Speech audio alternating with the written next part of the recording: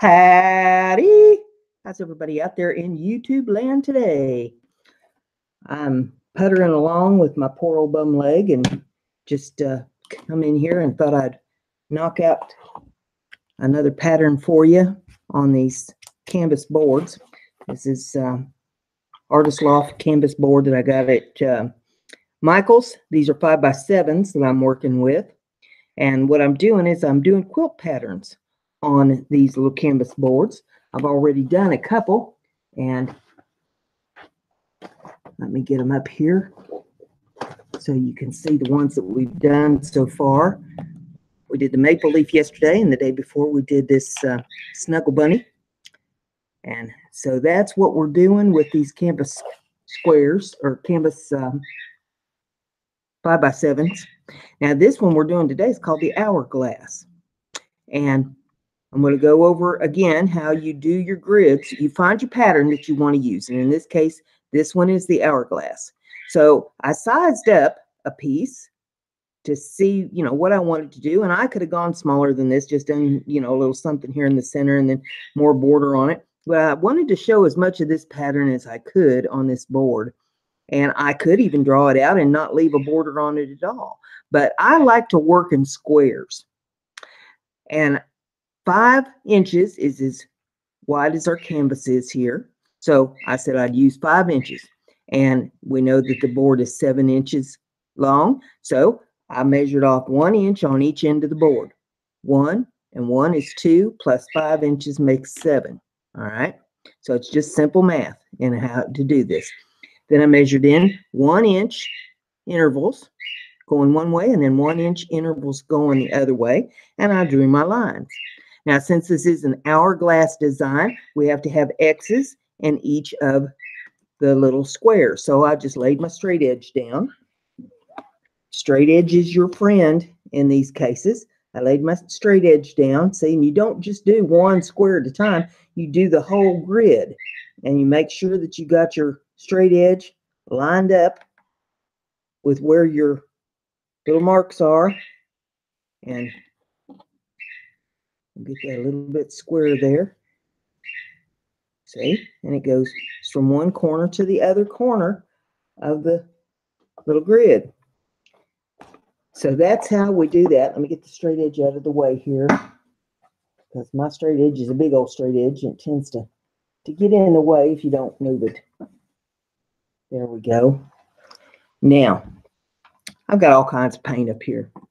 It's all apple barrel, but it's all different colors. I got some gold. I've got, let's see, what's this called? Peach color. I got pinks and reds and purples and tans. And there's a dark gray color called pavement. There's greens. There's blues. I've got all kinds of colors up here. And this is going to be a very colorful little piece. I got somebody messaging me here. Let me see what's going on. Okay, that's all under control. And we'll get my screen set back up here. There we go. Now, I'm just going to start painting. And, I use a micro brush. That's my claim to fame on projects such as this, where you have to be precise with your lines.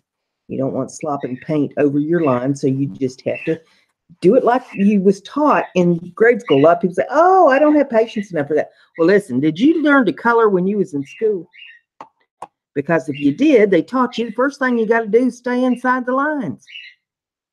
And my daddy actually is the one that taught me how to color before I ever started going to school. And he said, you stay inside the lines, but the best way to do it so that you stay inside those lines is if you outline the piece first and then color in the center.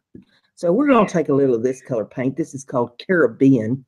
And I'm just going to start toward the middle of my design here so I can work my way out on each side and get a little more paint on my brush. There we go. And I just follow my lines here.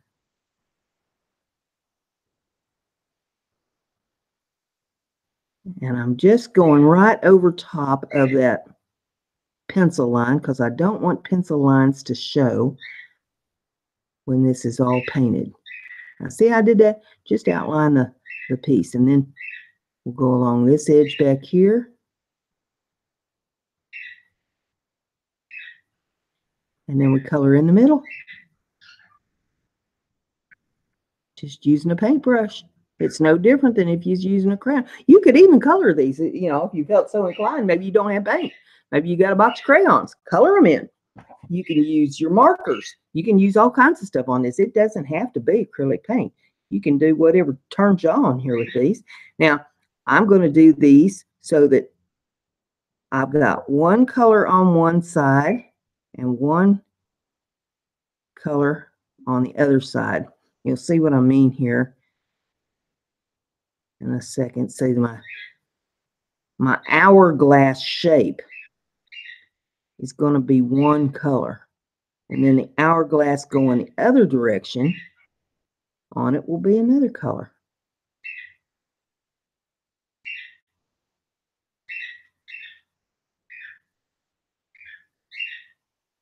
You hear my cockatiel in the background. Fred's co-hosting today.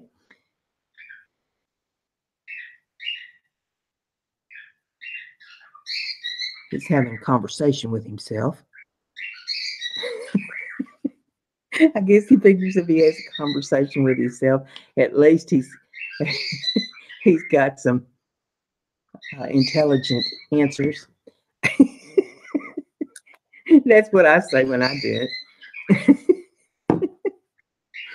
Okay, now we're going to come in with the peach on the other side of that square. And you notice I'm not putting any paint down on the palette today because these are such small little squares, and I don't want to have paint all over everything up here because then I am bound to drag the canvas through it and I will have paint every place. I'm trying to do this somewhat neat.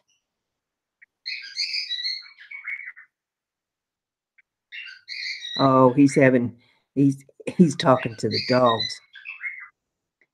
He's saying, hey, you get over here right now, because he's heard me say that so much to the dogs. Hey, you get over here right now. I see he heard me, so he hushed.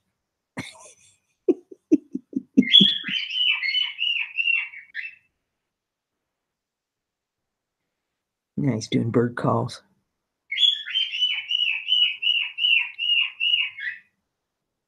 But yes, I have said that plenty to my dogs. Hey, you, get over here right now.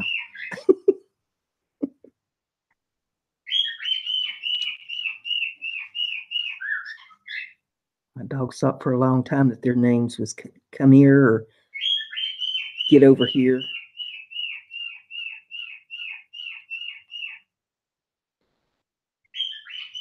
They're getting older now, so they know the drill. I don't have to holler at them so much. Here's a little known fact about me. I was a dog instructor, dog obedience instructor for 8 years at a vocational school over in Ohio for adult education.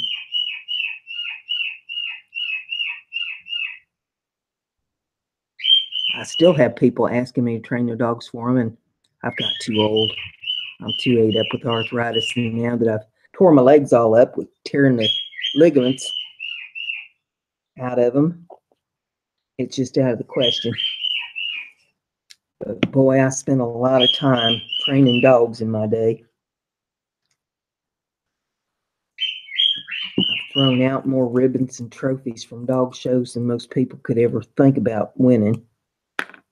Okay, now I got this pretty shade of blue here. They call this one sky blue. And I'm just going to come down through here with this one. Now this will take a while to paint, especially doing the design like I've done it with so many squares.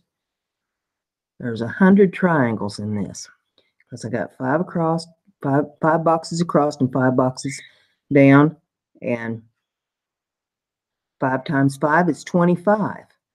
And there's 4 triangles to the box.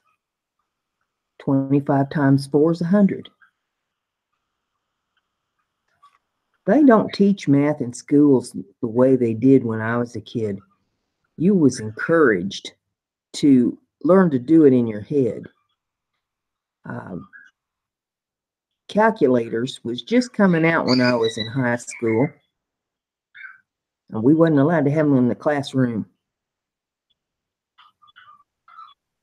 You had to know how to do your math without relying on technology to do it for you.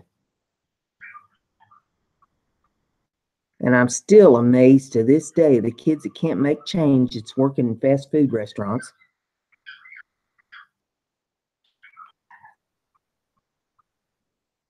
That should be the number one thing taught, not just in schools, but when you get a job, especially when you're handling money. Somebody hands you a $10 bill for an $8.22 purchase, you should know immediately in your head how much change they get back.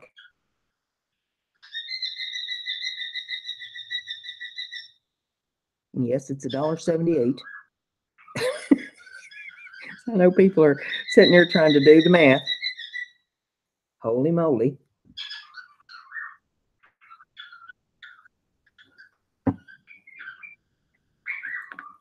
Now, put it back on that one, and I'll find another color here to put in there. Now, I don't want this to be all pastel. There's going to be some darker colors in it too. So we're going to come in with a little bit of pavement in here just to darken up that little square a little bit.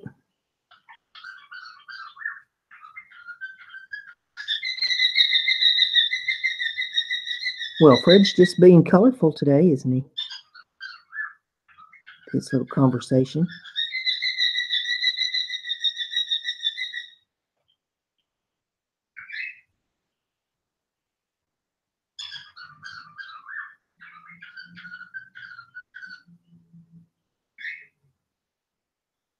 It's funny how we get attached to our pets and love them so much, just like they was people. I used to make some folks so mad in my dog obedience class. They bring their dog in there and they say, my dog thinks it's a person.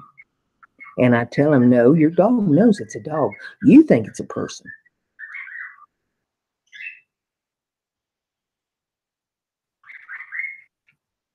Dogs are smart and they'll learn how to learn you know, that they're the boss of you if you allow it. You got to learn how to train the dog to do what you want it to do. And different dogs take different techniques. They're not all alike.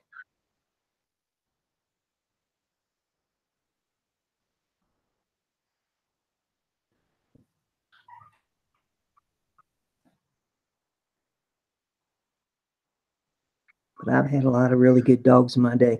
The very, very best dog that I ever had was my very first bulldog. My husband had always said that when we got a house with a fenced yard, I could have a dog. And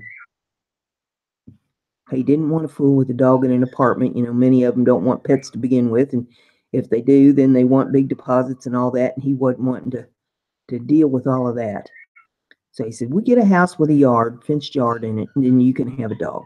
So we finally got this really nice house, had a beautiful yard. And he said, okay, you know, if you want a dog. Well, the first one that I got had to be returned. They took advantage of me on that one. That dog was sick, had parvo, it was a mess. I didn't get it home before I figured out it was sick all over my car. So I took it to the vet, and the vet had a fit and said, what on earth did they sell you this dog for? This dog's sick. Probably isn't going to make it. So I had to take that poor little baby back where it came from. That broke my heart. Well, I finally found this other dog that I really liked. It was a breeder, and I had to talk that lady out of it. And man, it took like 6 months of talking for me to get that dog. But I knew that dog was the dog for me. And me and him, we bonded immediately. I named him Spike.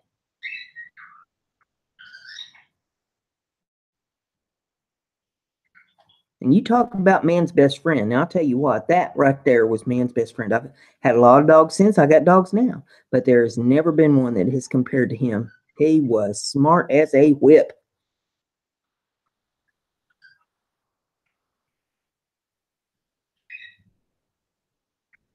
And bulldogs generally make it to about 10 years old. And he did. He made it to 10 years old. He was too old to take the dog obedience class anymore. He just wasn't getting around good. And so one Saturday morning, I got up to go teach my class and let him out. He was moving slow. And he came in and I fed him. He drank his water. He ate his food. And he went back to his bed and he laid down. I went on to the school. When I got home, my husband met me in the driveway and he told me that Spike had passed.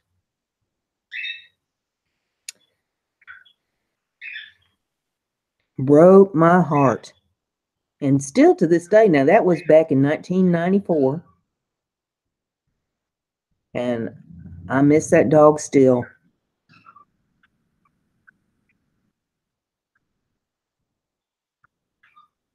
Not that I don't miss all the rest of them that have gone over the bridge since, but I do miss that dog. He was special. But he knew he was a dog. For a while there, he pretended to be human. Especially when he was on the show circuit. Boy, he demanded table food. And I did. I catered to him. Anything that it took to keep him in shape to go to the show ring. That's what we did. And man, I'll tell you what, he got some special treatment. But the day he finished, took a 4-point major at a show down in Cincinnati, Ohio. And I was the president of the Cincinnati Bulldog Club at that time. And when he finished that day, took that 4-point major, I looked at him and I said, now, buddy, guess what? You're going to find out you're a dog. And we fought, buddy. Me and him, we had our disagreements there for about a month. Because he thought that he was still going to get the special dog food and he was going to get specialized treatment. And he found out, no, that was not the case, that was all over with. I mean, I still loved him, took really good care of him, but he was not going to be in charge of me anymore. God love him. And then I had a female there that she was just a pet. Now, I showed her a time or two, but she was not show dog material. I just used her as filler to keep the points up at dog shows once in a while when they needed some filler. And for those of you that don't show dogs, you're probably wondering what I'm talking about. When you show dogs in a dog show, depending upon how many dogs are in the class, will deem how many points that the winner will get. And you're showing the dog to accumulate points toward the championship. That's probably about as clear as mud, but that's the best way I know to describe it. But anyway, her name was Caledonia. She looked like the Tasmanian Devil. If you've seen the cartoons with the Tasmanian Devil, she looked just like that. And she would turn in circles just like the Tasmanian Devil too. She was something else. Caledonia. She was a funny little clown. She made it another year. Well, no, 2 years past Spike. And then she passed. She was 11. She was a year younger than Spike. She was 11 when she passed on. And she was another one where it was just old age. And it happens. When you raise bulldogs, you expect by the time they reach that age, it's just going to go. But she had been just, showing her age, just a little old, moving slower and all that. One day she just laid down, went to sleep, didn't wake up. That's how I hope I go. Eventually we all have to go. If I go, I just want to lay down, go to sleep, not wake up. No suffering. Let's see, just kind of eyeballing my paints here, different colors. And there's no rhyme to reason. It's just, you know, what I see that I like, and I start laying it in.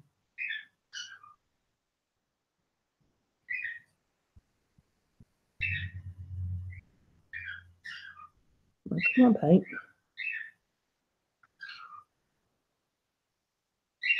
There we go.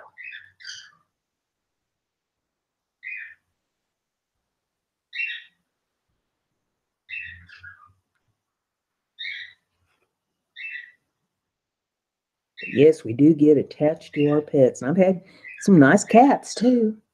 I had 2 ragdoll cats. Puff and Silver. I called Puff Poof Cat. And they were long-haired, doll-eyed, or not doll-eyed, ragdolls. And they were beautiful cats. But they got old and passed on. And then I went a while without a cat, and I got a doll-eyed Persian from the pound.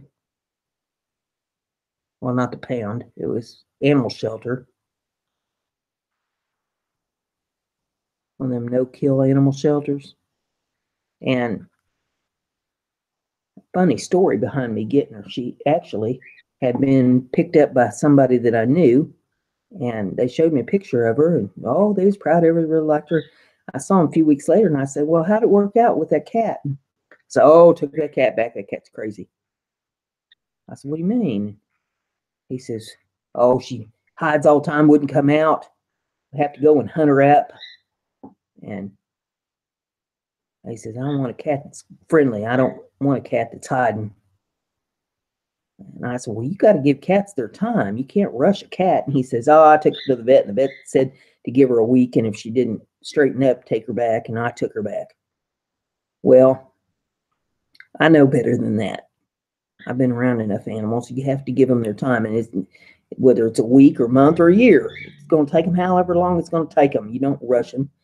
So I said, well, I would have taken that cat. And he said, well, if you want her, she's up there at the animal place. And I said, okay.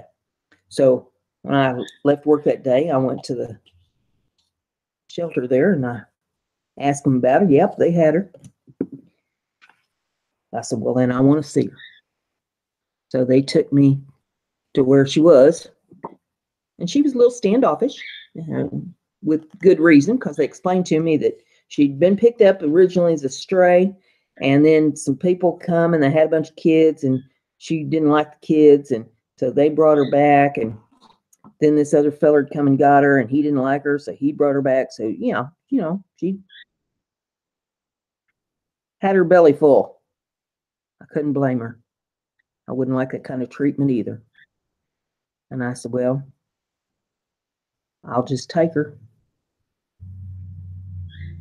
And they said, well, if it don't work out, bring her back. I said, no, you don't understand. She got a home. She wants to hide the rest of her life. That's fine with me.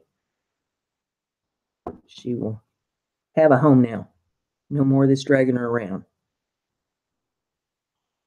So I brought that cat home, and she hid for the first, I think it was like 3 days. And I'd look for her, I'd find her, make sure she's okay. Just talk to her and not pull her out, leave her alone.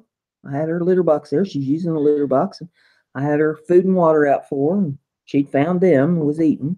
Okay. As long as she's using the box and eating and drinking, we'll get along fine. After about 3 days of that, she finally ventured out. And I didn't try to handle her. I just left her alone. I talked to her.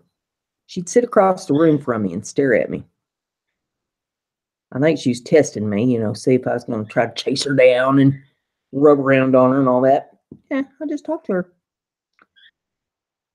And she did that for about a week, and there was a rocking chair sitting across the room from me, so she'd get up in that rocking chair and stare at me.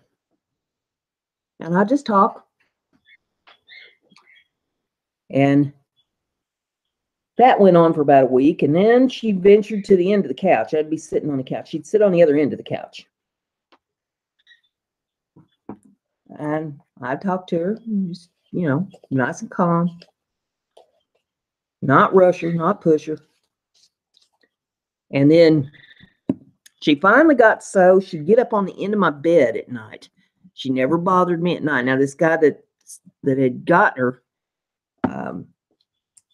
before me said that, oh, at night she'd come out, she'd get on the bed and jump all over him and all this, but during the day she's hid all the time, and she never, the whole time I had her, never ever ventured to get on top of me at night.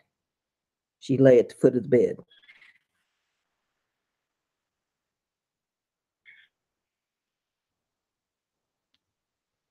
And she finally, after, oh gosh, a couple months at least, she finally decided that she would sit next to me on the couch. And then she got so that she would curl up next to me. She wanted to touch my leg when I was sitting on the couch. Didn't want to get on me. Just touch my leg. And she got so she let me pet her, and she figured out she finally had a home. She wasn't going to be ripped out of anymore. Nobody's going to be chasing her around. And then what was really funny about it, she got so she was like a dog. When somebody would come to the door, which wasn't often, I lived way out in the country, didn't get much company in. I had Schwan delivery once every 2 weeks, I think it was, that he came to the house. And she would run to the door when the bell would ring to greet whoever it was that come to the door. And given the chance, she would shoot out the door. She shot out the door one night on us, and we got her caught. But oh, she loved that Schwan man. When he'd show up, she'd have to get up on a chair or up on the table or someplace where he could pet her. And now this was the crazy cat, the cat that would never come out, the cat that nobody liked. So it's in how you treat them. And it's the same way with people. People will react to the way you treat them. I was having this conversation with somebody earlier about people will forget the things that you say a lot of times about them, but to them, but they never, ever, ever forget the way you make them feel. And it's the same way with animals. Animals, while they're not people, they never forget the way somebody makes them feel. They know who's friendly and who's foe.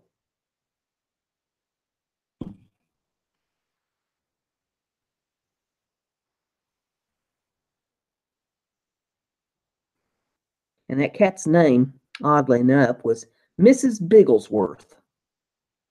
That's what her name was when I picked her up there at the shelter. And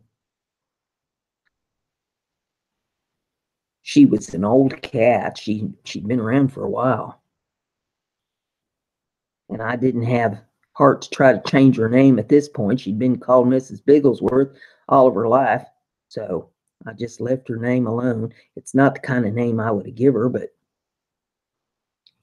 it's what she was used to. So that's what it was. And there again, she got old and decrepit. I mean, she made it to this house. She lived here a year before she went over the bridge.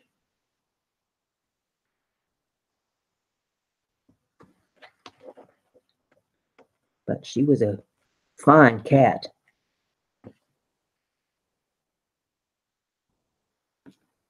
Now, you see how this is going together. And just keep using different colors of paint. No two squares ought to ever be alike.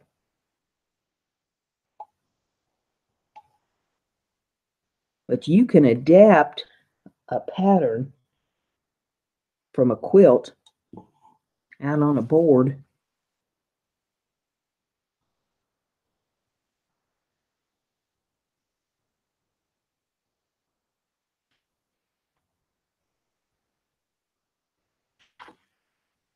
just by figuring out what size you want to make it.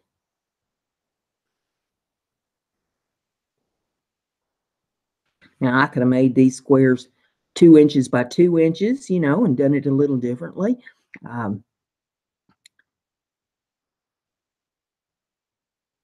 But in order to get as many of these squares in, now I could even gone 1/2 inch by 1/2 inch, and then we'd have had double the amount of squares on it, but it would have been a whole lot smaller painting surfaces to do it, and I didn't really want to go less than what I was doing here.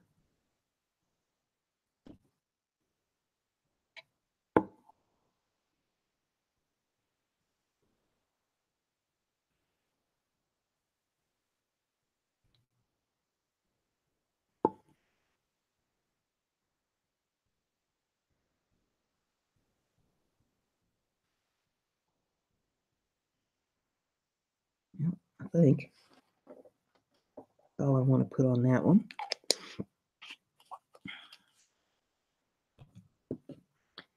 And let's see here. What color do I want to put with that? Maybe I'll go with this.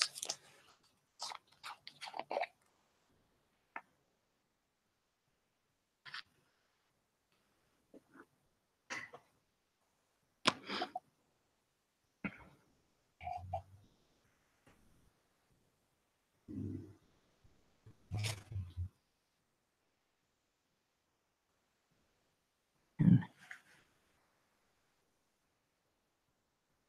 just stay inside your lines and cover up your pencil lines.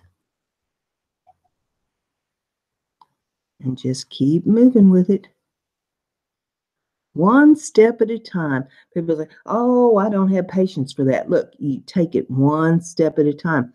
And people that say that they don't have patience, I got to wonder, you know, life is going to hand you a lot of circumstances that you're going to need to have some patience for. Something's going to happen to you at some time in your life, and you're going to have to take it just one step at a time and have patience. We live in such a, I call it the microwave world, where everybody wants it right now, instantaneous society. You know, you take a little dinner and you stick it in the microwave. 3 minutes later, you're eating. Whereas used to, you know, it would take you a half hour, 45 minutes to put dinner on the table, and that's a quick dinner. We live in such an instantaneous society. Hurry up, hurry up, hurry up. And look, not everything is instant. You have to learn patience, just like here I am with my knee tore up, tore the ACL. It's going to take time. You have to take it one step at a time, one day at a time, and just easy does it. I need to go from one end of the house to the other end of the house, one step at a time. I've got errands to run. Okay, we're going to take it one step at a time. First, we got to get dressed and straightened up to get out the door. Get everything you need gathered up before you go out the door, and make sure you got it gathered up. You got to go over that list twice because your leg's tore up. You can't be running from pillar to post to change things up, you know, and get something else and do this. You got to take care of it the first time. So you slow down, use some patience. Then once you get everything gathered up, you got to get out the door and get in the vehicle. Then you get to your first stop. Easy does it, one step at a time. And it's the same thing with doing this kind of artwork, one step at a time. First, you get all your tools out. Then you draw your grid on the canvas. Then you get all your paints and stuff gathered up. Then one step at a time, one triangle at a time.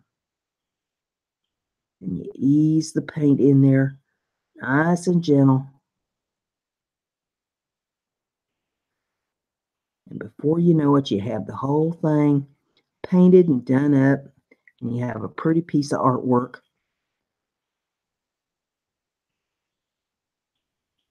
Now, I'm doing these little canvases one at a time, and when I get them all done, I got 3 more after this one to do. When I get them all done, Then I will put the Krylon on them and seal them.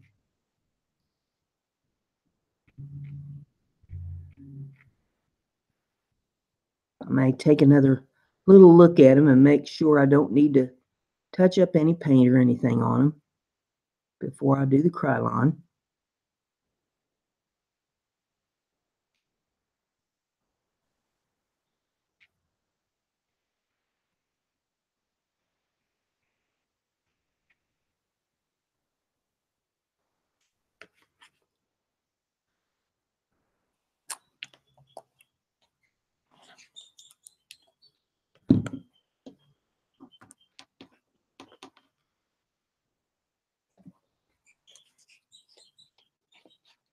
But you just take it one step at a time. Because, going into this and even now, I have no idea what colors these other squares are going to be till I get to them. Not everything has to be just all planned out. And there's still some red paint in that brush. We're not having that. Let's clean that up. There we go. Yeah, get a little yellow paint and go back at it.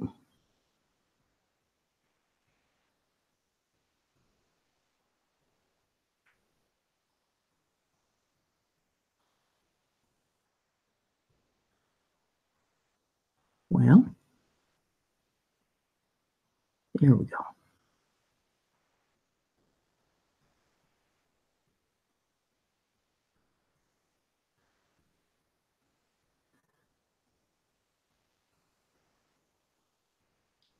I like all kinds of designs.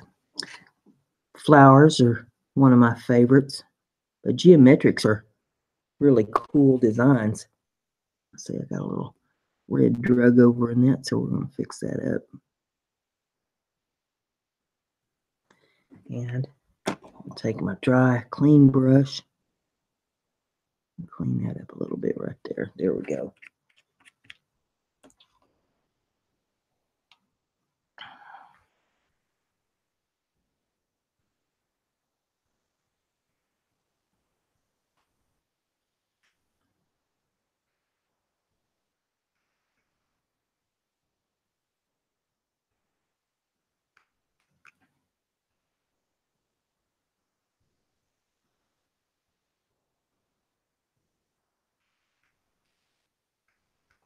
People have all kinds of pets, though. I've had some unusual pets that I really loved. I had an alpaca, and I named him Poof Daddy. He was a big white alpaca. He was my guard for my sheep, and he did his job extremely well. He loved the sheep.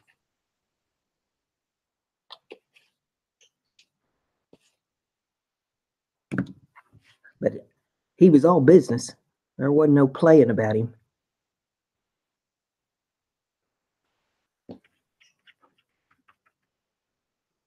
And my dad had a turkey.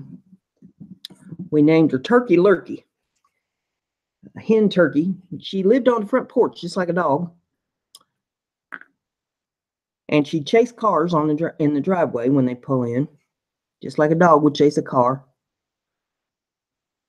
And if Dad was standing out in the driveway talking to somebody, she'd untie their shoes. She'd come up and pull their shoelaces and untie their shoes.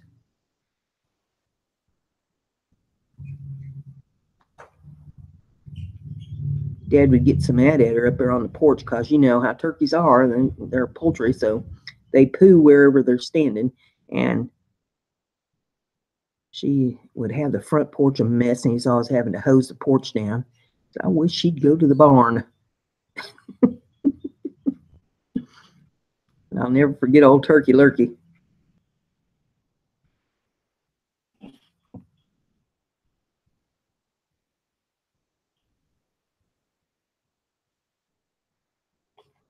But as dogs go, I've had a lot of really good dogs. I had a beautiful German Shepherd that I'd rescued. Folks had her in town, and she wasn't getting along with her other dogs. I guess, so I remember it. One of their kids had her and dumped her off with them, and She wouldn't get along with her. Well, their dogs wouldn't get along with her. Let's put it that way. She was getting along fine, but the other dogs was abusing her, and they needed to get rid of her.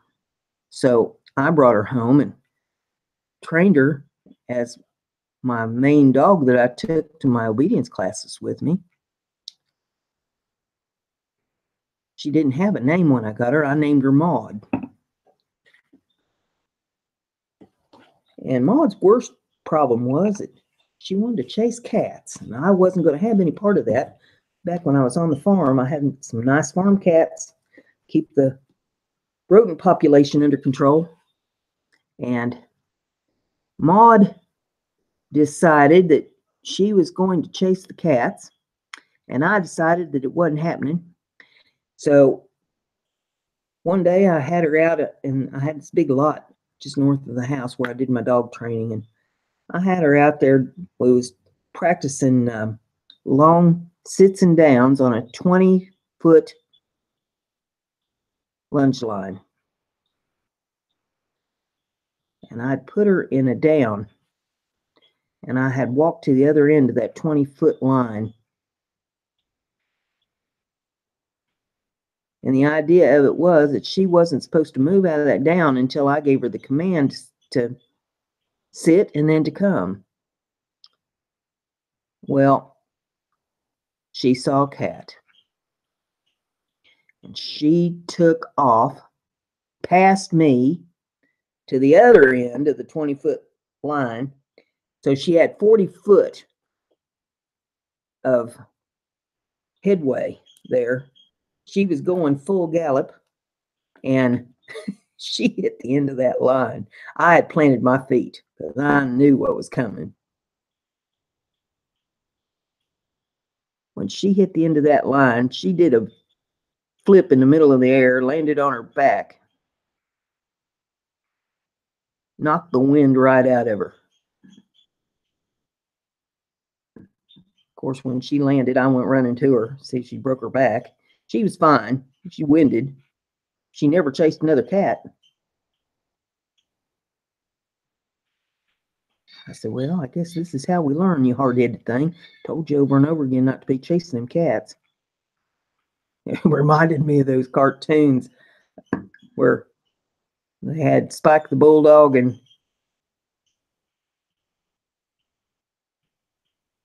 what was it? No, it wasn't Sylvester. Which cat was it? Tom and Jerry. That's who it was. Tom and Jerry was Spike the Bulldog. And Tom Cat would aggravate Spike the Bulldog. He'd be on his tether, and he'd hit the end of that tether and do a flip. That's what this reminded me of. She sure did a flip. I had a really nice Rottweiler. There again, somebody had him in town, and he figured out how to get out of the yard and was terrorizing the neighborhood. He hadn't hurt nobody. He was just a pup. But by the same token, the neighbors was tired of it. They put him on notice that this had to stop. And the warden had been there, told him, gets out again, we're taking him. So they called me up, and I went and got him. And he was strong and smart. Me and him went toe to toe. He's another one, wanted to chase cats. But I trained him out. He was not going to be a companion dog. He was too brutish for that. This dog, he carried around a tractor tire to play with.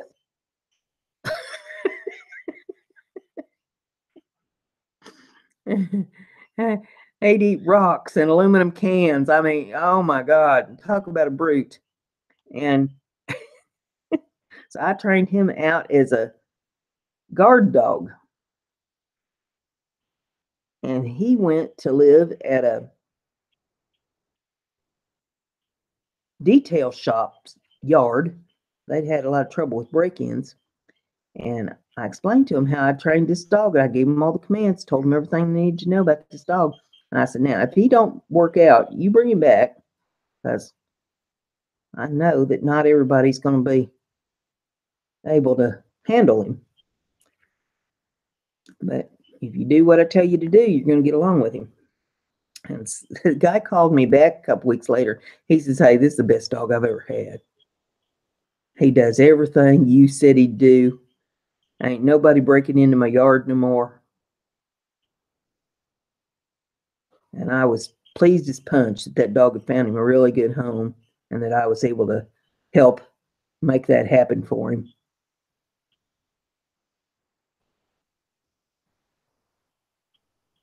I had trained him that if somebody wanted in, let them in. But you don't let them out.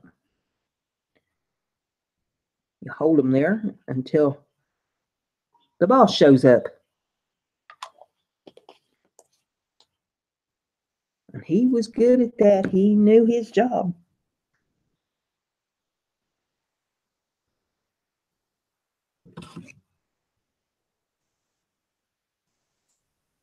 Let's see, where's the one I'm looking for? That's not the one I'm looking for. Where'd it go? There it is.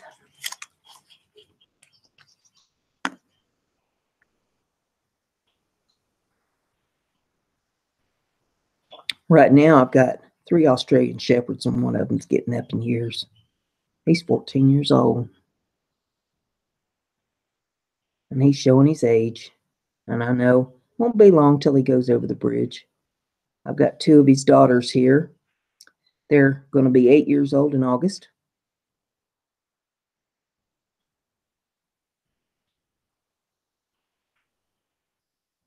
They still think that they're puppies and act accordingly.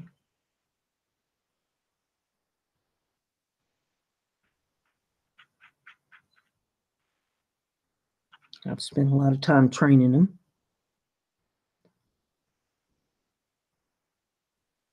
You notice well, I think one time one of them barked once when I was on the air. Normally, you don't hear my dogs barking. I've had people come to the house and say, why aren't your dogs barking? I said, because I've trained them. That's why they only bark if there's something to bark at. And they'll fuss around a little bit when it's ready, time for them to go out. They don't bark, but they'll get active and staring at me and let me know that, hey, better be letting us out.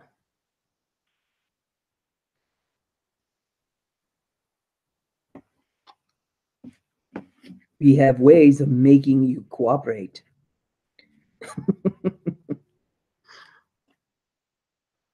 My dad, one of the funniest stories on a dog, though, my dad had this Labrador that my grandmother and grandfather had brought to him.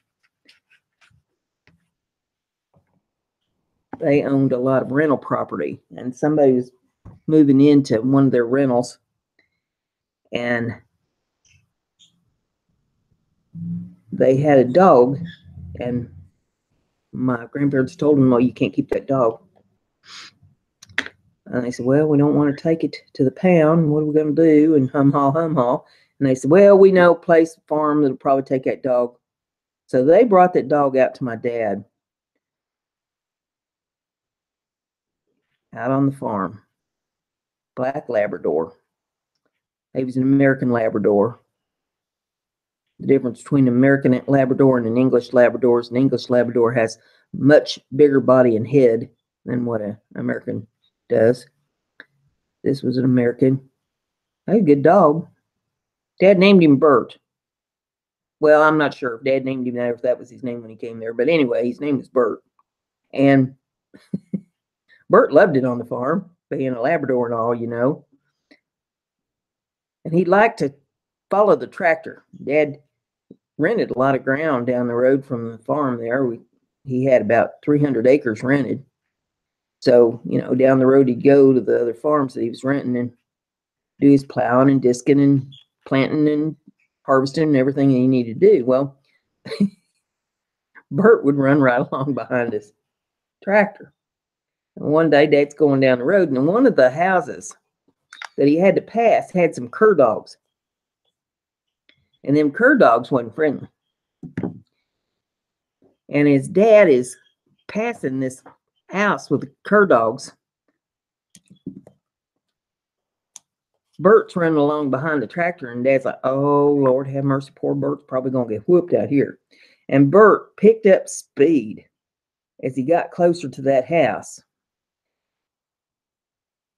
And them cur dogs head for the road. And Bert is not going to be caught now. Bert has picked up speed and he's moving, but he's watching the cur dogs and he's not watching where he's going. And Bert hit their mailbox and took their mailbox down and never missed a stride and just kept going. And Dad fell off the tractor laughing when he saw that. He said Bert was not going to be caught by the cur dogs, but the mailbox bit the dust. But yeah, that was awful with them cur dogs because you couldn't ride a bicycle past their house or nothing. And I always said eventually somebody's going to get hurt with them dogs, and I don't know, whatever happened. If they got rid of them or what. I mean, I can understand trying to protect your place, and you got some watchdogs, but Lord have mercy, you can't have dogs that's eating people up on the road. But that's kind of stuff that happens when you're out in the country.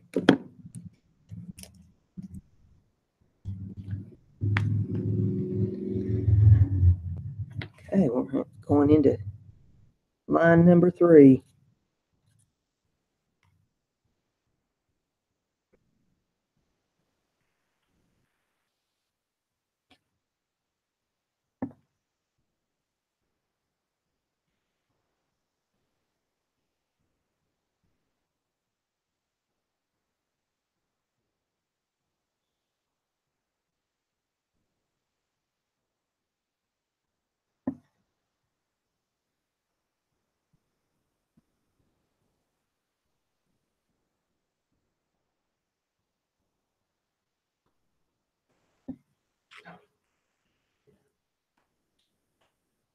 First dog that we ever had when I was a kid that I remember. Now, they tell me that when I was real little, they had a German Shepherd, and I don't remember that one. But first one I remember was a little spaniel dog they had named Spot. And I still remember playing with Spot, and I was just a little girl. And then we had a couple little terrier dogs, long-haired terrier dogs, looked like the one in Petticoat Junction.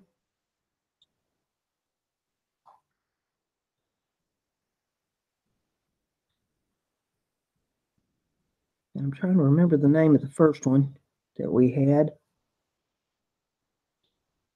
And I can't remember what her name was. The second one we had was Roosevelt. We called him Rosie.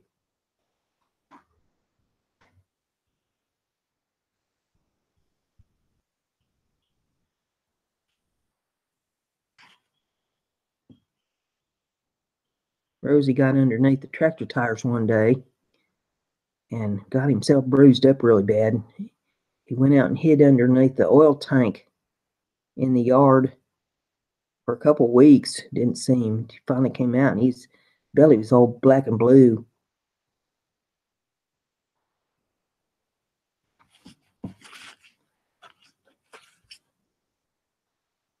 From where he got under the tractor tire, but he made it. He lived through it.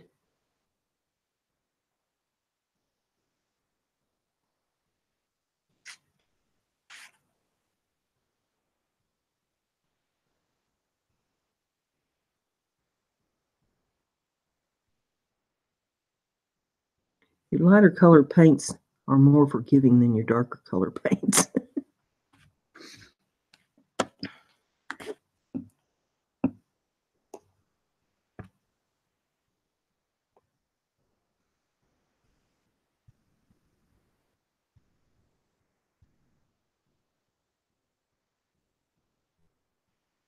Yeah, goodness gracious. Put the lid back on that before I spill it.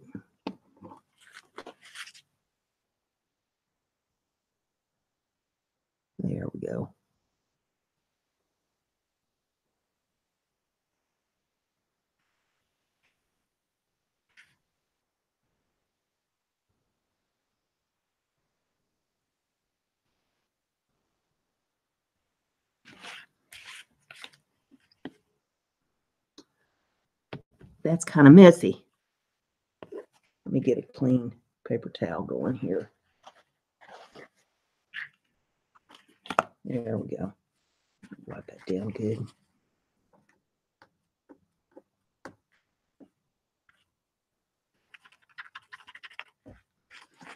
Then I'm going to come back with a little of that light and try to straighten that up.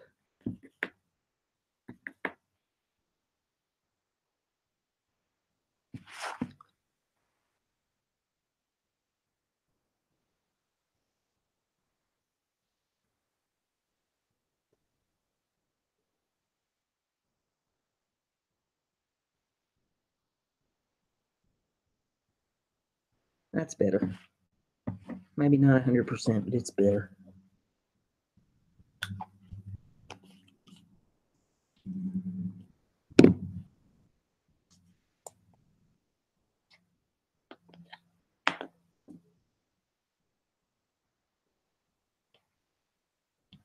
Well,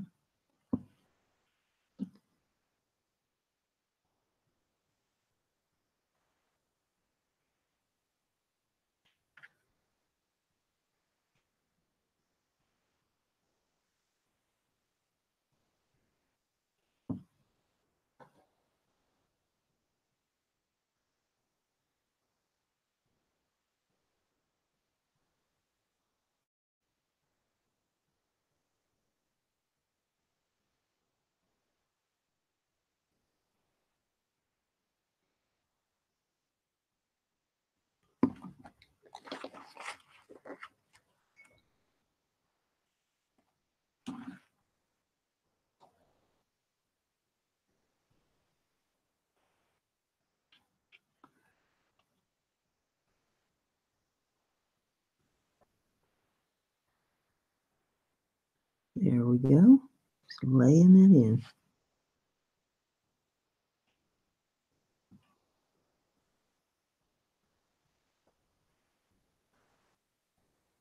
Now, you wouldn't have to do the whole square at one time. You just want to do the one color in it, then let that dry good and then come back with your second color. You could do that, but I'm finding it easier to do it as I go, and that way I don't get paint colors right next to each other.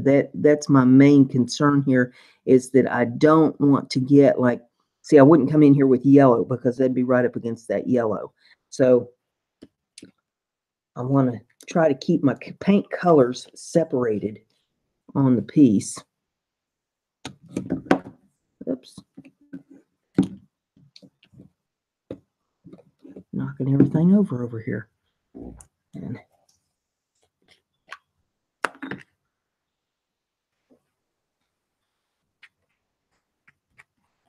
all that yellow paint off of there before I dip it in this color.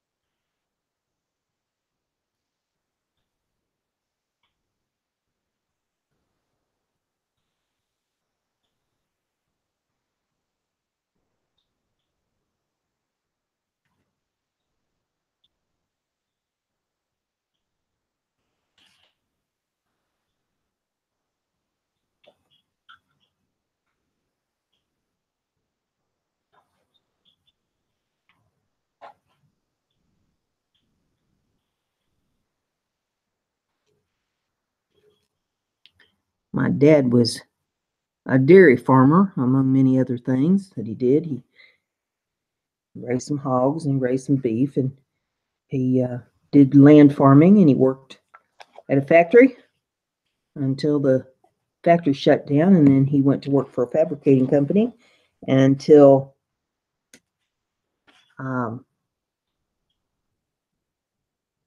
he retired from there.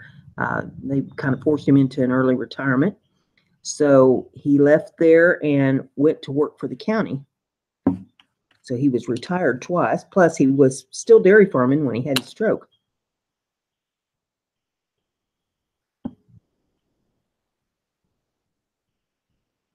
He loved his cows. And many of you, I know that watch my show, you're city folks and you've never been around livestock or know much about it. My dad didn't care where you lived or what you used to. He's going to teach you about cows. And all of the breeding of the cows on the farm was done through artificial insemination. Primarily there was 2 companies out there that did it, but the one he primarily used was called COBA, and they are out of Columbus, Ohio. And if you're ever on 70 headed toward Columbus, just before you get to Columbus on the east side, headed west, you'll see it. See their farm called COBA. It's being big insignia on their barn out there. It says COBA on it. And you keep the specimens for the breeding in liquid nitrogen in a tank there on your farm. That tank has to be serviced every so often to keep the liquid nitrogen going in it, to keep the specimens frozen until you're ready to use them. When the cow comes into estrus, then you call the technician and they come out and pull a specimen out of the tank and service that cow. Well, they have this book that they put out that shows all the bulls. It's sort of like a catalog. And you order specimens from whichever bull that you want to use to inseminate the cow to get a calf.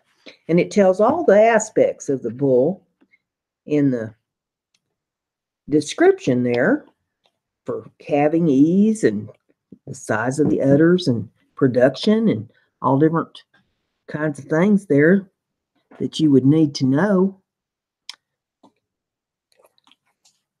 And when my dad had his stroke, oh, he missed the farm so much. So in order to try to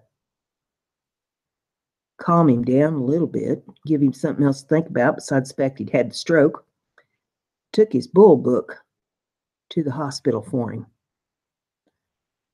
Every nurse and every doctor and every technician and everybody in that hospital before he got out of there knew all about artificial insemination of cattle.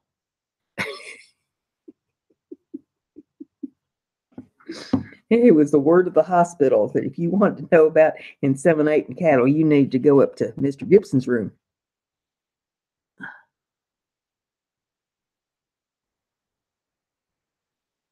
My dad and his bull book.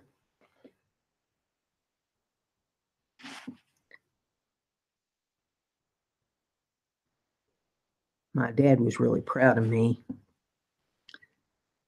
and my knowledge of the livestock. And I was just in my 30s when he had his stroke. But even back in my 20s, you know, he would hand me that bull book there at the house and he'd say, yeah, which one do you think that I ought to get some specimens from for the cows? Pick me out something you think is good. And then I want you to tell me why you think he's good. Okay, that's not a big chore. We can do that. So I'd go through that book and find a bull in there that I thought met the criteria that Dad would need there for his cows. And I found one. And now I've lost track with all of the COBA stuff and, you know, what all went on with it up to this date. But back then, there was a really nice bull in there. He was an up-and-comer. We called him a rookie because he hadn't been used a whole lot. But he had a lot of good traits about him, and his name was Rotate. And now the specimens, they came in these little things, straws, look like little cocktail straws, and you paid by the straw. And some of them would go for hundreds of dollars, on some of the really famous bulls. But little Rotate, his straws were going for like $10 a piece because he was just a young bull. So they were kind of guessing on what all that he would produce and what his criteria would be since he was a rookie. And I told Dad, I said, look, if you want to get with the program and have something that somebody's really going to want one of these days, that's going to be worth some money, you need to get you some of that Rotate in the jug. Because that little feller, he's going to be something special. And Dad looked at all of his criteria just like I'd done. He says, you might be right. And like I say, I've lost track with all of it because I've not been involved in it for years now. But the last I knew, Rotate was up over $100 a straw specimen. And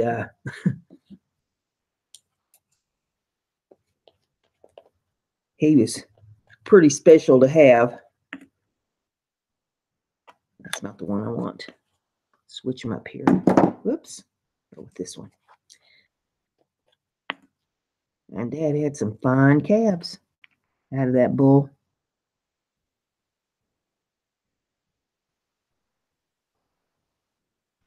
But he'd tell all of his friends, my daughter picked that bull out.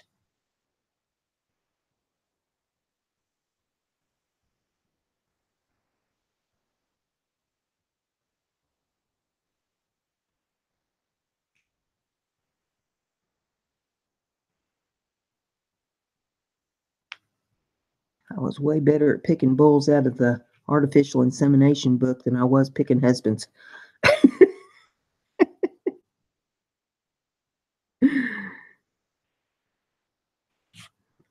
I should have stuck to the bulls.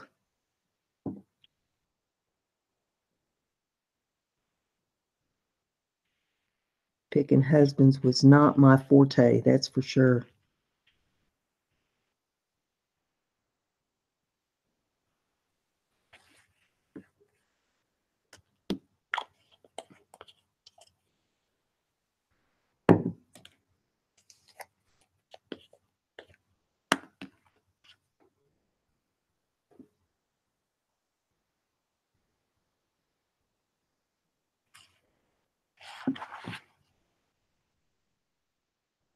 I used to take steers to 4-H, take them to the fair. Steers and rabbits. I took a Shorthorn and an Angus calf to the fair every year to show. From the time I was 10 until I think I was 16 when I quit. You could stay in 4-H till you was 18, but by the time I was 16, I had so many obligations because Mom having cancer that I just didn't have time to do it anymore.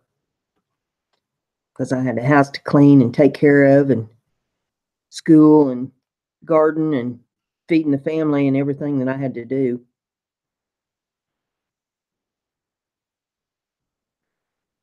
I don't really remember much of my senior year of high school at all. My mom was in the hospital and I was working a job and I was going to school and had the home to take care of and the laundry to do and the meals to fix and shopping to do. And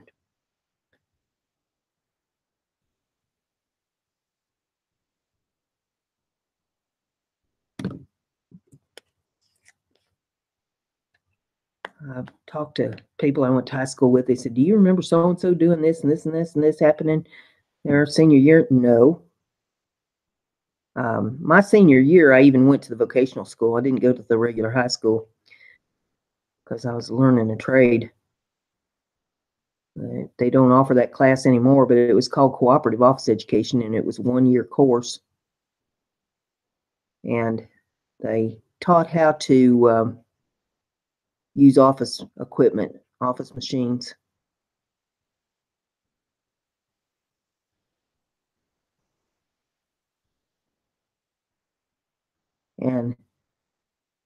that was back when technology was just really kind of starting to kick in. The equipment we had was mag card typewriters and 10 key adding machines, and they just come out with electric typewriters, because I learned to type on an old Underwood manual typewriter.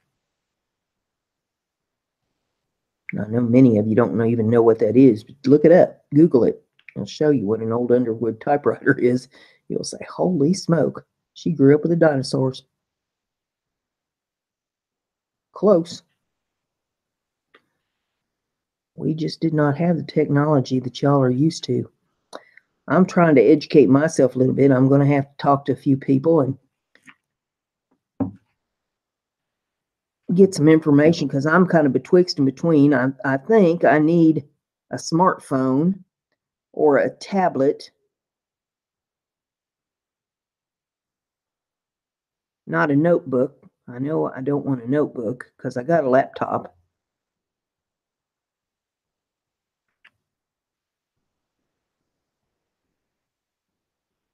But I'm betwixt and between on what I really need.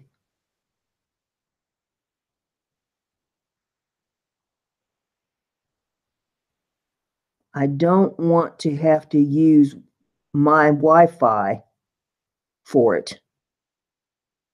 And I don't want to have to depend on hotspots to get on the internet with it. I know I'm going to have a carrier. I'd like to stay with TrackPhone, but I don't like the equipment that they're offering.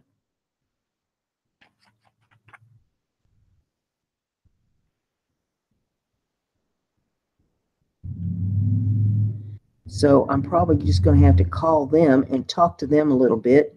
And then there's a Verizon place here in town, and I may go up and talk to them a little bit. And I got a couple friends that might have some knowledge on it, so I may be picking their brains a little bit about it.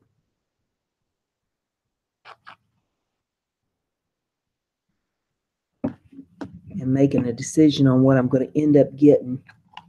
But I want to be able to do live streams away from the house with it. So I want something where I'm going to be able to get a signal. I want to be able to access web pages and things with it. If my internet goes down here at the house, my Wi-Fi, I want to be able to access a different mode in order to gain access to the internet. I don't want to have to go through Comcast to do it. Since, you know, Comcast down, what good's it going to do me to have a Comcast device? Because it won't work either.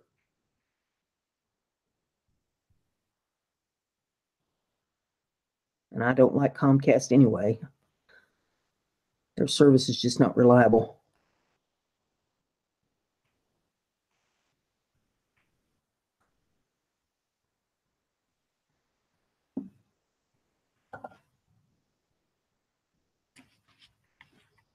But I don't want to have to pay an arm and a leg for the service. I don't mind paying a little bit more if I have to for a newer device that's going to be able to be updated for a while. But I sure don't want to have some piece of equipment that I'm not going to be able to access the internet with or make calls with or do anything with. And I'm not really in a big hurry for phone service with it because I still have my track phone. You know, I've got plenty of minutes on my track phone. That'll last me a while.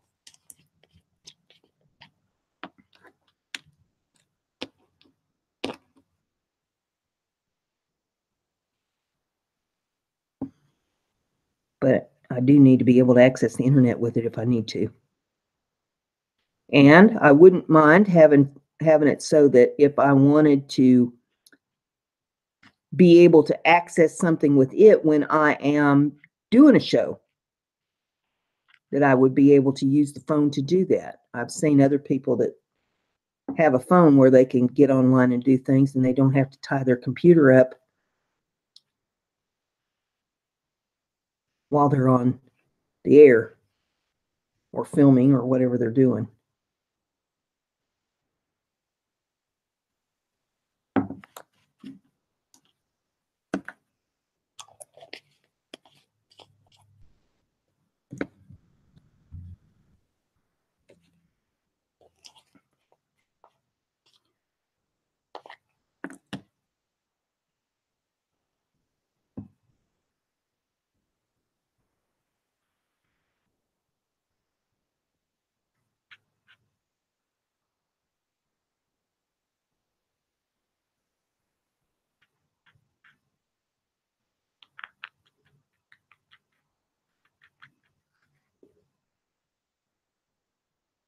So if you're listening to this and you think you might have some knowledge about that sort of thing, get in touch with me and we'll talk about it. Best way to reach me is through Hangouts. My email address is brenda.gibson, and a dot is a period, you know, brenda.gibson @gmail.com. Just pull me up on Hangouts there and say, hey, I know a little bit something about the tablets or phones or whatever, and we'll have a chat. Because I'm not real knowledgeable on the subject, and I ain't going to pretend to be. I like to gain a little bit of knowledge on it. Because that's a big expenditure and a big decision, and I don't want a contract. I have a stinking suspicion if I get involved with Verizon, I'll have a contract.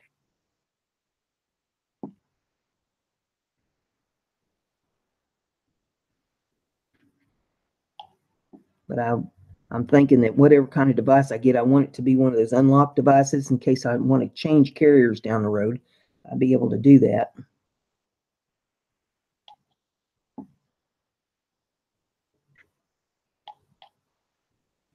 Yeah.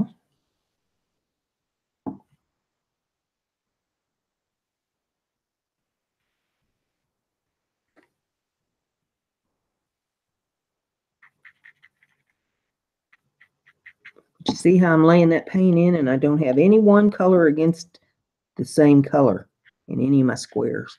Just make it nice and colorful.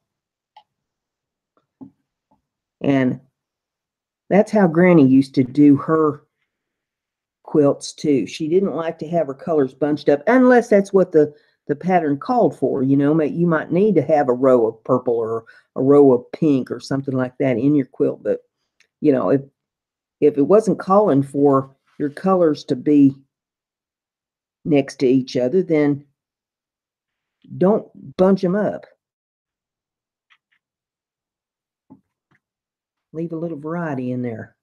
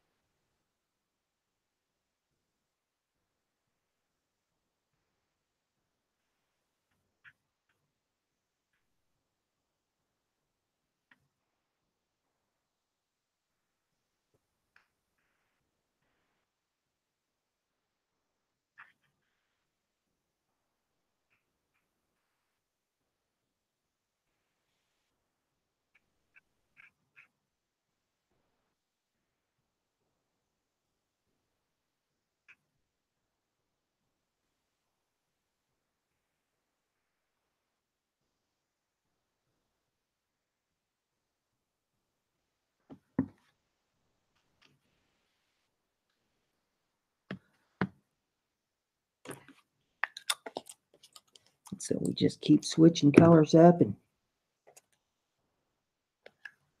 doing a little bit different thing with it. And keep moving on.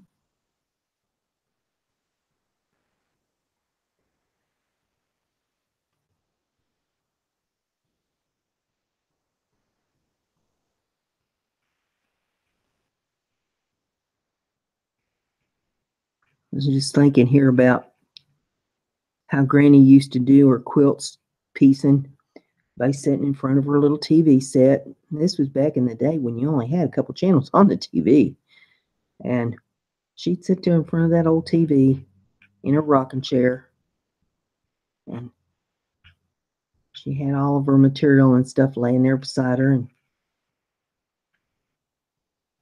she'd cut out a bunch of pattern pieces and stack them up. Then she'd go to sewing them together. Once she'd get her stack sewed together, then she'd go to the kitchen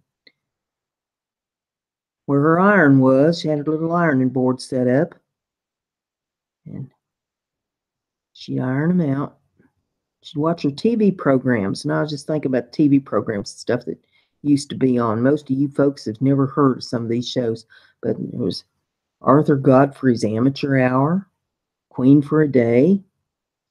Her favorite soap opera was General Hospital. She called it her stories. She'd have to watch her stories, see how her people were doing.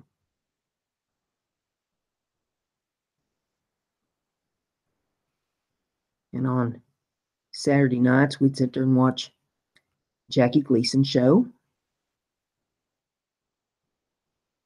And oh, I'll never forget her with the Jackie Gleason show. They'd bring out them June Taylor dancers.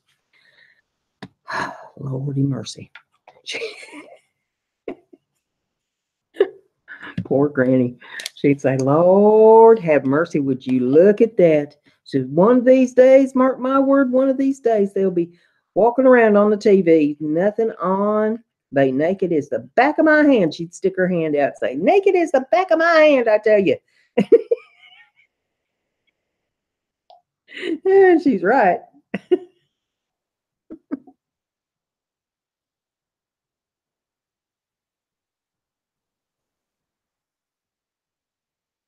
So it started with the June Taylor dancers, I guess.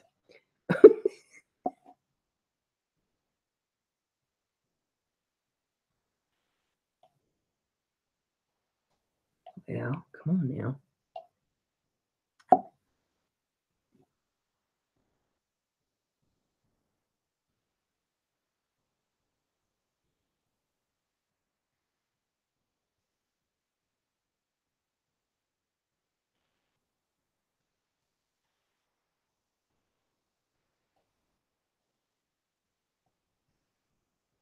I'm trying to remember some of the other shows that we used to watch, and I can't remember.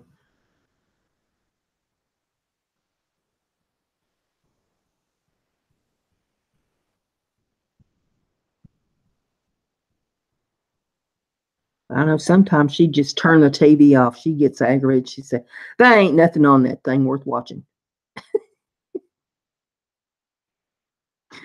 And now here I am all these years later, and I have basic cable, which still has a whole load of channels compared to, when we only had 2 channels on the TV. And there still ain't nothing fit to watch. So, Granny, you ain't missing nothing, honey. With the TV, anyway. I don't know what she'd think of computers.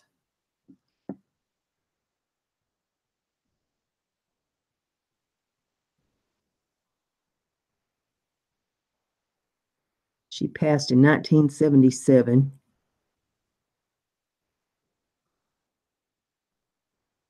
41 years ago.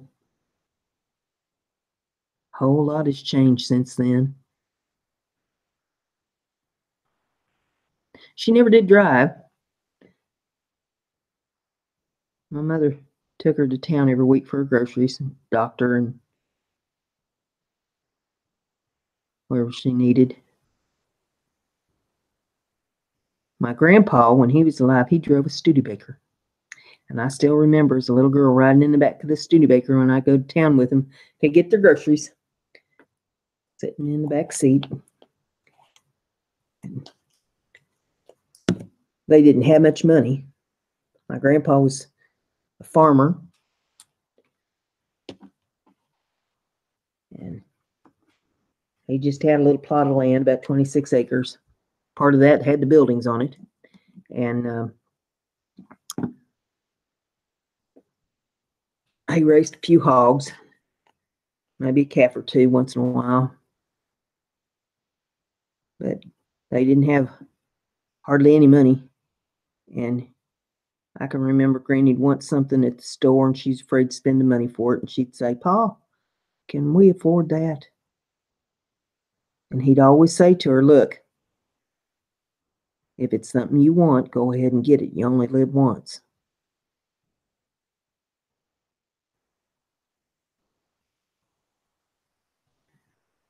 And it wasn't never much that she wanted, maybe something to cook with or a little treat or something. And people don't think anything about it anymore.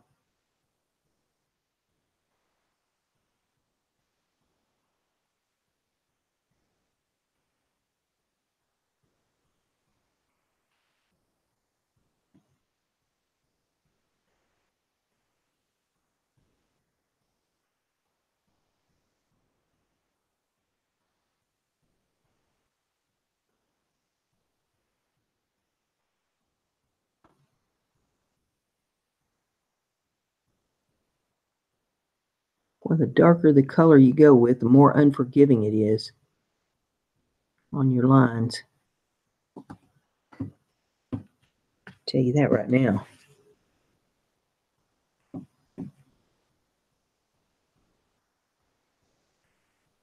So let's do the last I'm going to do with this dark color here, this pavement color.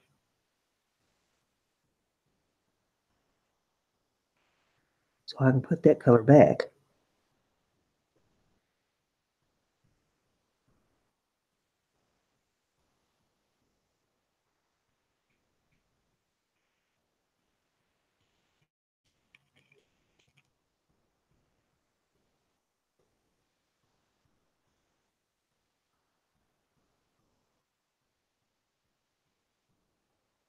Granny had an old Singer sewing machine. It wasn't the real old-fashioned one that treadled or anything. It was electric, but it was probably the first electric one that had ever come off the assembly line.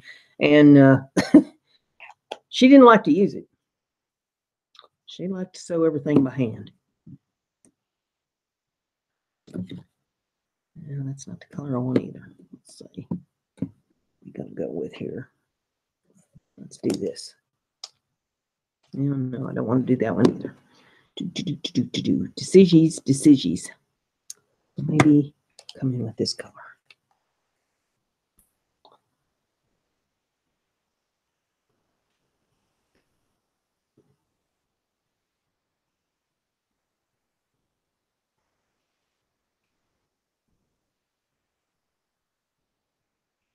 Oops. The brush has got some paint on it here. I'm gonna get that off there. That little pavement paint sticking around. Go.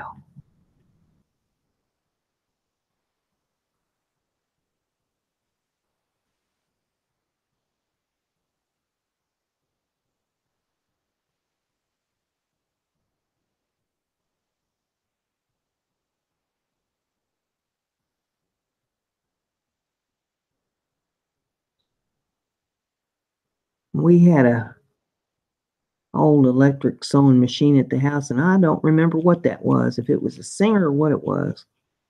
Portable. That's what I learned to sew on.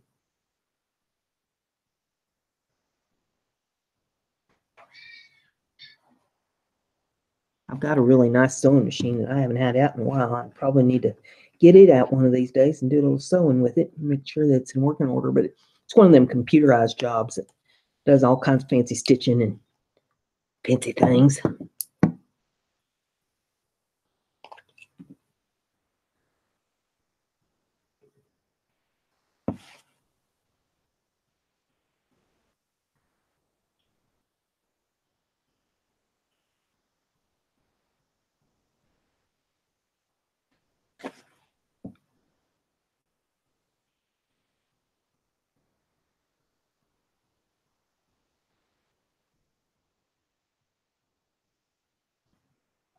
I don't know what Granny'd think of all the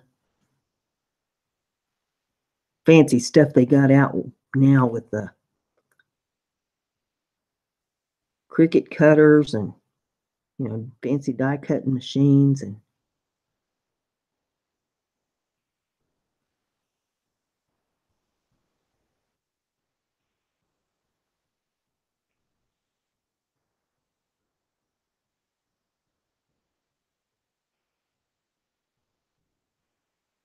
fancy woodworking machines and stuff that they've got.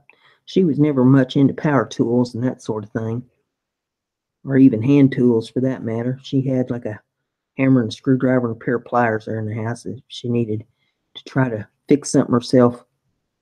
She could do minor repair things.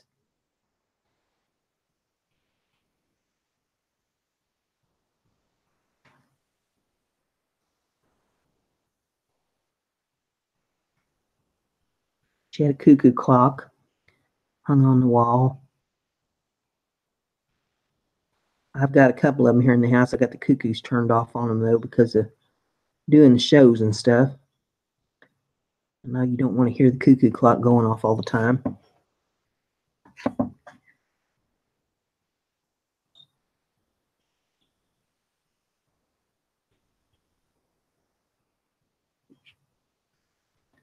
Say we're on the downhill side of this. We're working the last row, and then I'll put the borders on it.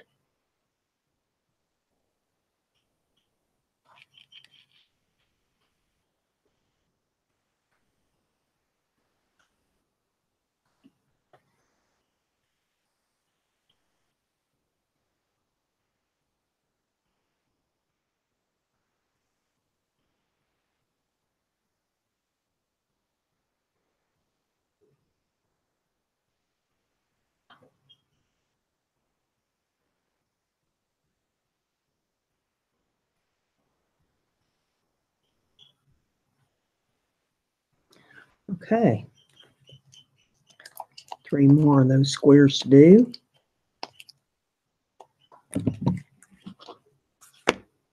Turn this a little bit here, make it a little easier for me to get at it.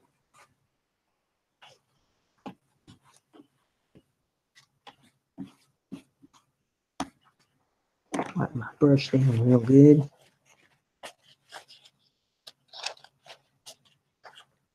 All the red paint out of it. Okay. Let's see, come in with some peach here.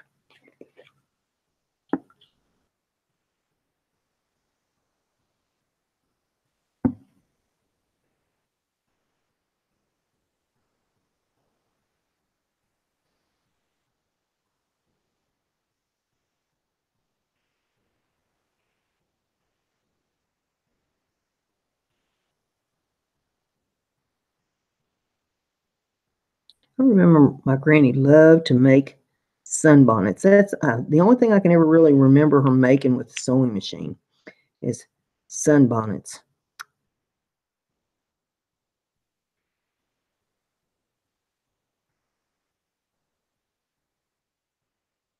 And aprons, yes, I do remember her making aprons, now come to think of it.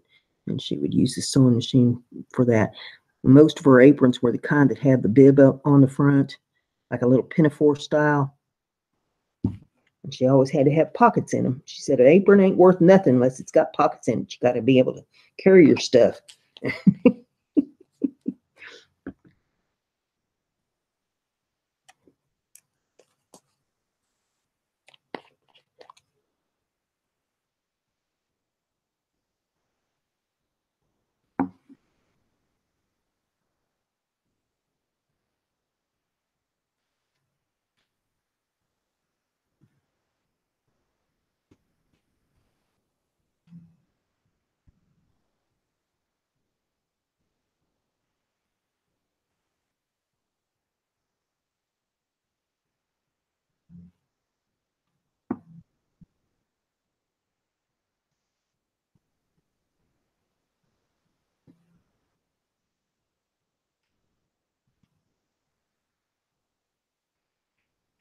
Yes, she died in 1977. She's 89 years old.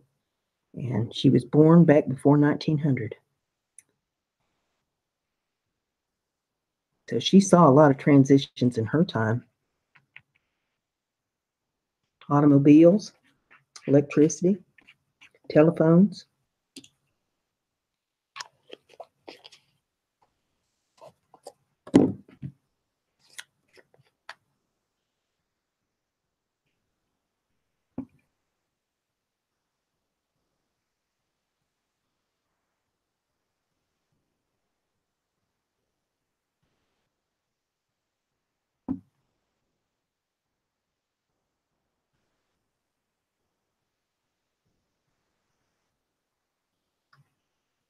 She didn't have carpet in her house until after Grandpa passed away. And that Grandpa passed away in 1963. She'd always had linoleum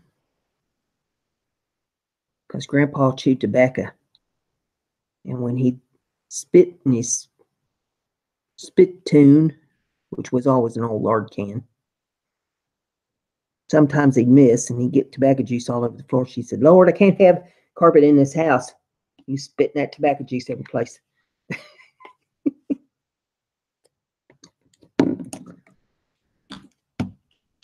So once he passed away, she finally got carpet in the living room.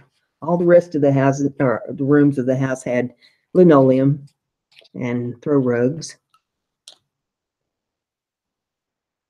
until she got to the point where she wasn't getting around very good. Her feet weren't very good anymore, feet and legs. So she did away with throw rugs so she didn't fall.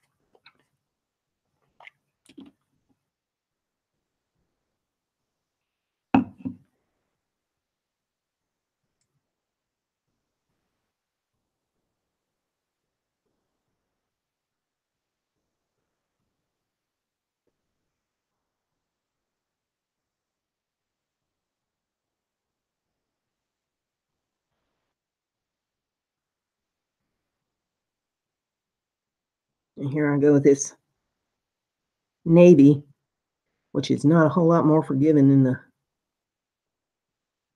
pavement color.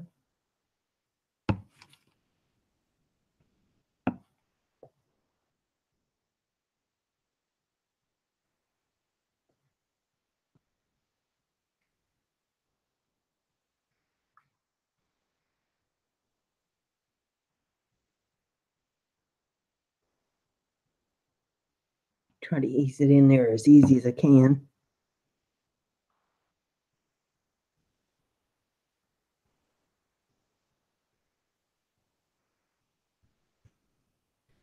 My dad used to tell a story about his brother, Hoot. His name was Eugene Jr., but everybody called him Hoot because back in the day, there was a country western singer by the name of Hoot Gibson. And since our last name is Gibson,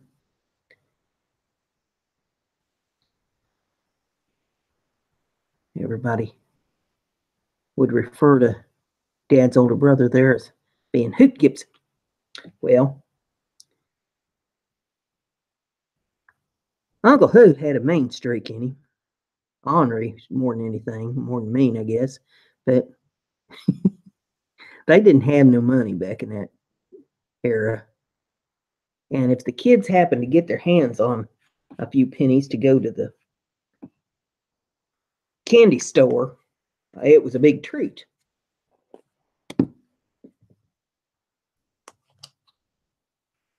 Well, every once in a while, Granny would have a quarter, a couple quarters, She'd tell the boys, go over to the candy store and get yourselves a treat. And she'd give them each a quarter. And in order to get to the candy store, they had to go through the woods, strike out across the field and get to the woods. And when they get to the woods, Uncle Hoot would take his belt off and tie my daddy to a tree and take his quarter. And then Uncle Hoot would go to the candy store with 50 cents and get the candy and eat it on the way back. And then he'd turn Daddy loose and they'd come back to the house. Daddy used to tell how he couldn't even hide any money. If he happened to get a hold of a little change, and try to hide it, Hoot would find it no matter where he put it. He said that he put it way up underneath a big room area rug to try to keep Hoot out of it. And Hoot found it. He said Hoot was a bloodhound when it came to money. He'd find it every time.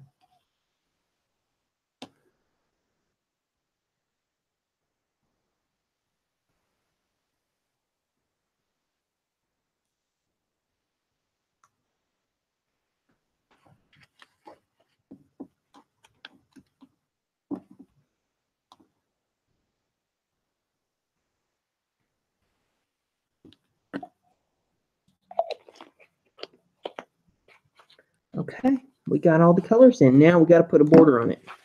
And I am going to put this purple border on there.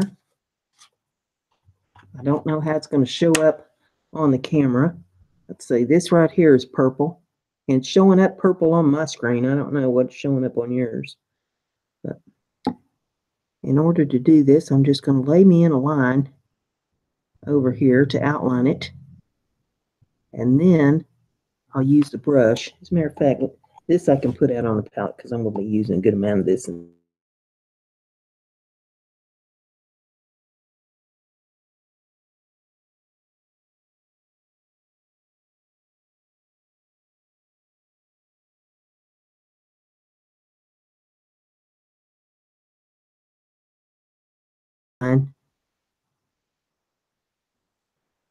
Making my outline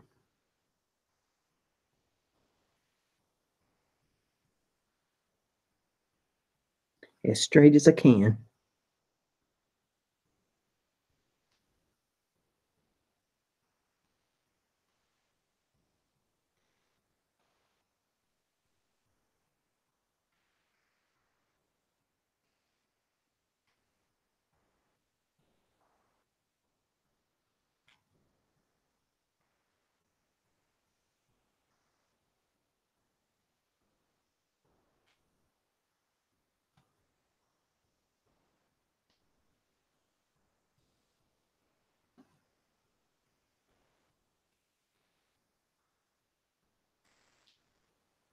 Okay, now I'm going to grab me a brush. Where's the one I want to use here? That's not it.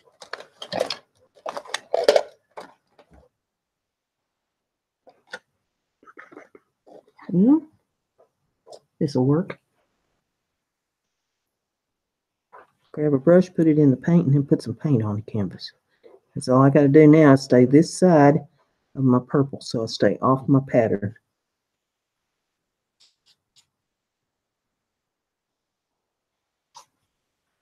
Lay some paint on there to do my border.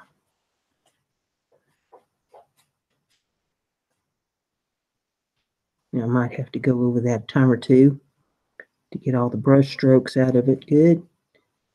Cover up the canvas.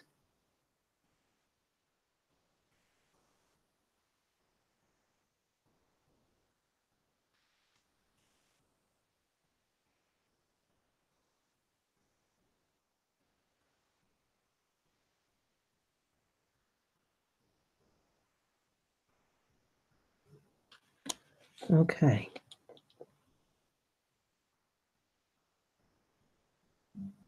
Oh, shoot. Yeah, easy for me to say, huh? Wow. Brenda. Okay. Now let's find that tan and touch that up. Woo! Talk about getting carried away.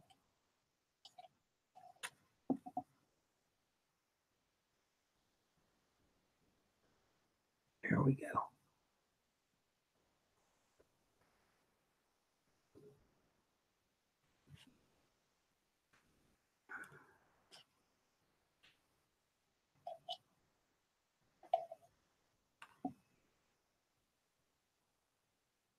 Okay. See, when you get it wet, you can clean it up pretty quick. You let it dry, then you got a mess to clean up.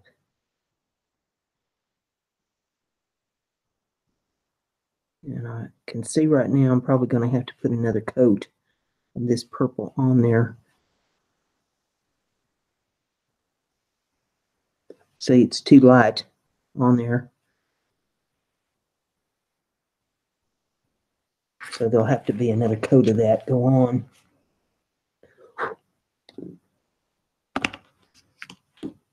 Now, take your little brush, come in along the edge.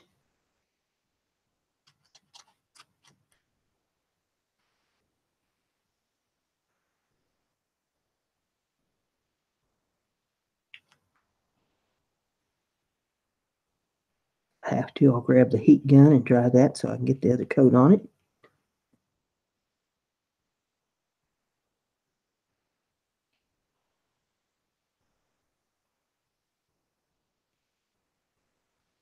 Make your line as straight as you can get it right down through there.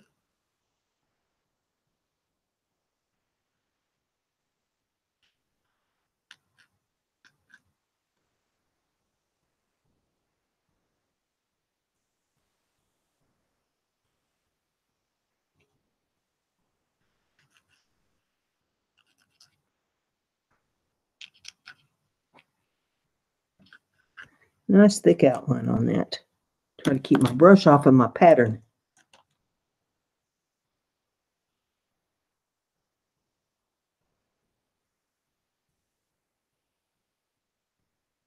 Just drag the paint down over it with the brush.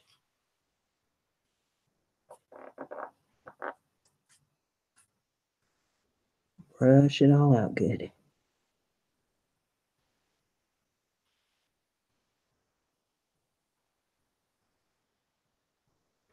Okay, now, get my brush aside. I'm going to move this over this direction just a little bit here to keep from blowing the paint with the blower. Dry that. So we hit it with another coat.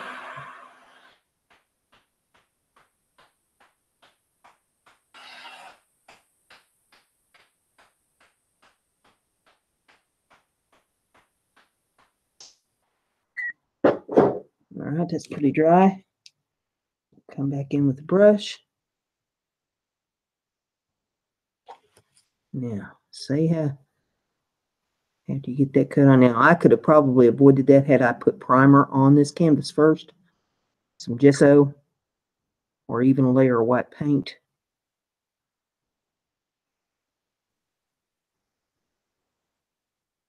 But it is what it is. So, it'll take another coat of purple.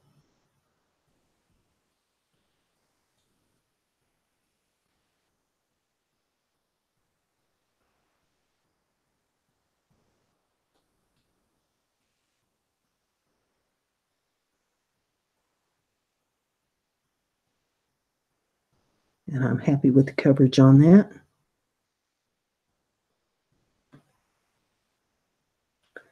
Flip it around, do the other side.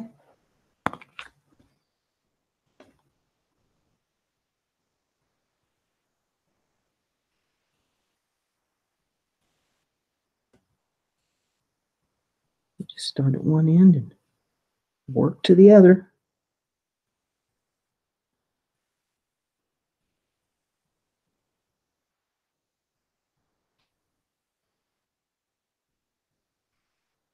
Okay, there's our hourglass design all painted in with the border on it. Let's see if I can get it up here without marring it. And there it is, all painted, looking pretty. So I hope you enjoyed this. Please check out my Etsy store, my Patreon page, and my Twitch channel, and my Instagram, and my Twitter. It's BrendaG's Designs, every place you look.